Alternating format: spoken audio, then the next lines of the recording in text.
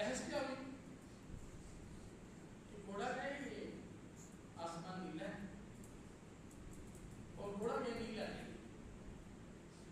بحث ہوگی. بحث ہونے کے بعد جو ہے بادشاہ کے پاس ان کا جو ہے وہ معاملہ. بادشاہ نے سے پوچھا ہاں بھائی کیا بحث ہے آپ کی؟ گھوڑا کہتے ہیں میں کہتا ہوں آسمان نیلا ہے, صحابی کہتے ہیں نیلا ہے, یہ نہیں مانتا یہ کہتا نیلا نہیں. اس نے کہا ٹھیک ہے لیکن گھوڑے کو سزا ہوگی. گھوڑے کو سزا کیوں ہوگی؟ گھوڑے کو سزا کیوں ہوگی؟ انہیں تو گدھے کو چاہیے تھی. اس نے کہا گھوڑے کو اس لیے ہوگی کہ اس کا اس کے ساتھ بحث بنتی نہیں ہے گدھے کے ساتھ. اس نے گدھے کے ساتھ بحث کرنا شروع کر دی. اس کا مقابلہ کوئی نہیں ہے. اس لیے علماء ہیں, مشائخ ہیں, ان کا جاہلوں کے ساتھ گفتگو بنتی نہیں ہے. وہ قرآن میں بھی نہیں آتی. وَإِذَا خَاطَبَهُمُ الْجَاهِلُونَ قَالُوا سَلَامًا. یہ سلام متعلقہ ہے جان چھڑے. سلام سلامتی والا سلام نہیں ہے. کہتے ہیں نا جان چھوڑ یار, یہ وہ متعلقہ ہے. جان چھڑانے کے لیے کہتے جان چھوڑ بھائی سلام بھائی. ٹھیک ہے. تو فرمایا وَإِذَا خَاطَبَهُمُ الْجَاهِلُونَ قَالُوا سَلَامًا. جاہلوں سے اگر ان کا جو ہے وہ بحث مباحث بات ہو تو پھر وہ ان سے بولے جتنے نہیں ہیں, ان سے بحث نہیں کرتے, بس کہتے ہیں قَالُوا سَلَامًا, جناب سلام ہو, بس گزر جاتے ہیں, بحث نہیں کرتے. یہ دوسری نشانی جو ہے اللہ کے نیک بندوں کی جو ہے اللہ تبارک تعالیٰ نے بیان. تیسری نشانی وَالَّذِينَ يَبِيتُونَ لِرَبِّهِمْ سُجَّدًا وَقِيَامًا.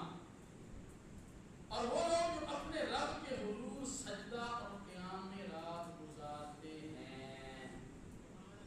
یہ بھی ان کی کیا ہے نشانی.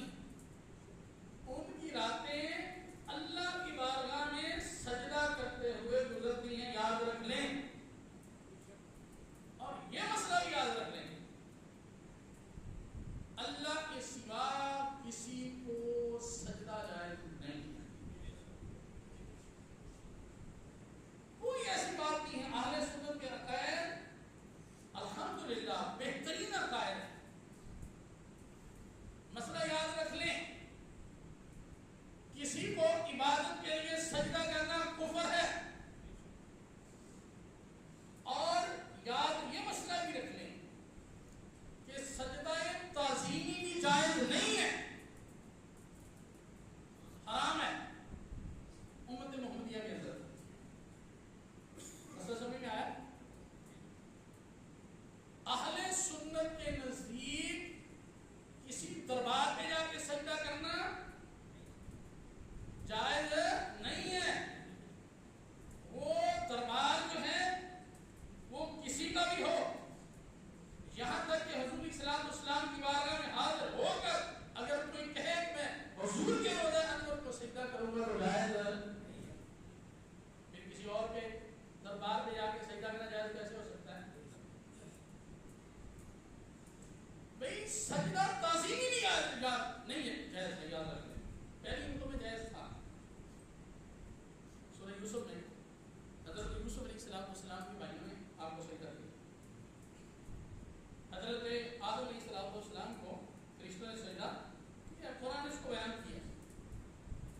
سجدہ تعظیمی ہے, عبادت کے لیے تو کسی کو جائز.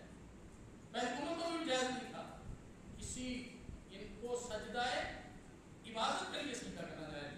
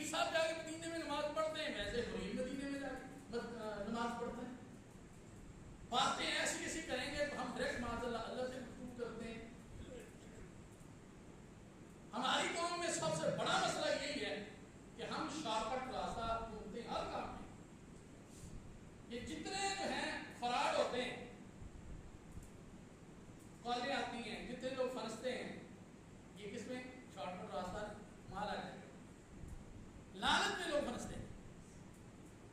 تو پتہ بھی ہوتا ہے بعض لوگوں کو بھی یہ فلانا ہے، پھر بھی بن جاتے ہیں.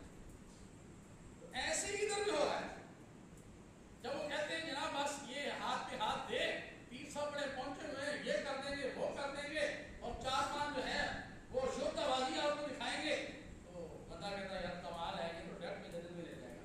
صحیح ہے، نہ نمازیں پڑھنی پڑیں گی، نہ زکوٰۃ دینی پڑے گی، نہ حج کرنا پڑے گا، پیر صاحب کو نذرانہ دے جنت لینا ہے. اور اس لیے ہمارے مدارس مساجد والے لوگ پریشان ہیں. پتہ چلا آپ کو سرگودا میں مدرسہ بند ہو گیا، وہ بل نہیں دے پائے. سرگودا کے اندر ایک جامعہ بند ہو گیا، تقریباً 100 کے قریب ہم بچہ پڑھ رہا تھا، اتنا بل آیا وہ چل پے ہی نہیں کر پائے. تو آپ نے درباروں میں کروڑوں روپے لگا دیا ہے، آپ نے جو ہے وہ پیروں کو برس جیت دے کے دینی ہے، وہ مدارس کا کیا کرنا ہے؟ جہاں سے دین کا سلسلہ چلنا ہے اس کے لیے کتنے ہم فکر مند ہیں. ہماری مساجد جو ہیں ان کا بل نہیں پورا ہوتا تو سارے نذرانے جو ہیں وہ ہم ادھر دیتے جا رہے ہیں، اور بے عملی بھی پیدا ہو رہی ہے. پیر صاحب خود نماز نہیں پڑھتے تو جو ہے